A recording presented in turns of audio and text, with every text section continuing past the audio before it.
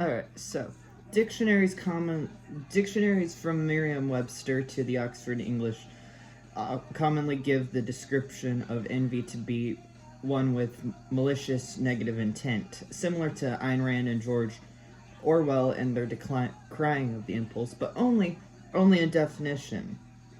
Formally, the combined definition of the emotional state would be an individual who's aware of an advantage enjoyed and possessed by an external entity which they desire, but do not possess and have issue in seeing how to go about attaining what is desired. Quote, as soon as a powerful foreigner invades a country, all the weaker powers give him their support, moved by envy of the power which has so far dominated them.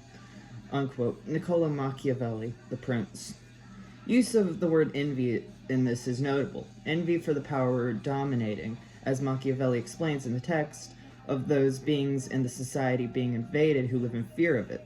Motivated by envy for power in the home nation, upon presentation with the option to flip the script for a taste of the flavor, quote, every woman loves a fascist, so to say. With that, however, such is still an ill-willed position. Sonderkommandos died as well, even if among the last. Quote, what happens is that men willingly change their ruler, expecting to fare better. This expectation induces them to take up arms against him, but they only deceive themselves, and they learn from experience that they have made matters worse. This follows another common and natural necessity. A prince is always compelled to injure those who have made him the new ruler, subjecting them to the troops and imposing endless other hardships which his new conquest entails. As a result, you are opposed by all those you have injured in occupying the principality, and you cannot keep the friendship of those who have put you there. You cannot satisfy them in the way they had taken for granted, yet you cannot use strong medicine on them, as you are in their debt. Quote, unquote. Niccoló noted prior, the grass is always greener, and who appears to be savior is fraud. Like the Sith rule of two, in the envious lust to attain power beyond most understanding, it is its own pitfall. Master gets slain by apprentice. Rinse and repeat. Going with the Oxford Dictionary delegation of the word, describing, quote, a feeling of discontented or resentful longing aroused by someone's possessions, qualities, or luck, unquote. Characterizing the pitfalls of pure excessive envy without the intent of turning it into ambition dates back to Greek legend.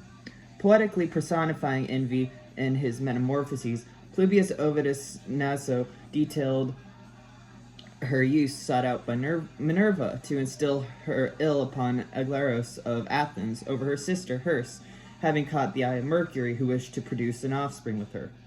Quote, and there inside she saw envy, consuming the flesh of vipers, the food for her natural venom. That face is constantly pallid, her body totally shriveled.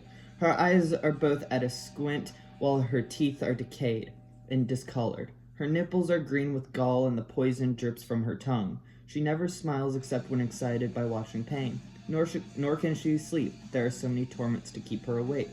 Wasting away, she is gnawed herself, as she gnaws at her victims, by torture that's self-inflicted, unquote.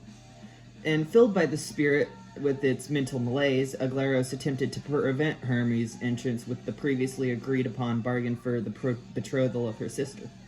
And she is seized upon by her own sluggish inertia, quote, and like the malignant spread of a sadly incurable cancer, creeping on to affect other perfectly healthy organs, little by little, the deadly chill crept into Aglaros' breast, and finally blocked out the vital paths of her breathing. She simply sat there, a lifeless statue. The stone was not even white, but stained by her own black envy, unquote. Envy ideally invites ambition, then proceeds to do away with that envy. Envy presupposes ambition, but only so far as to attain it. Alone in excess, it's poison, as with anything. Alone in unending envy is merely vicarious, rather than ambitious. Leech, not primrose peach, so to say. And commonly, envy is used in conjunction and synonymously with jealousy.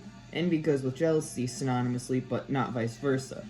Difference being that jealousy regards desire already within one's grasp. Greed and envy with a bit of a flimsy ego, while envy is longing for the attainment of a desired ambition in regards to such a possession. Like John Flory in Burmese Days for a late life he never actually led, or Patrick Bateman's psychotic state in longing to fit in American Psycho. The failure in such envy is an attempt at assimilation, at least in those two examples. And kind of in general, when the motivation it could have been towards would probably be better put to adaptation.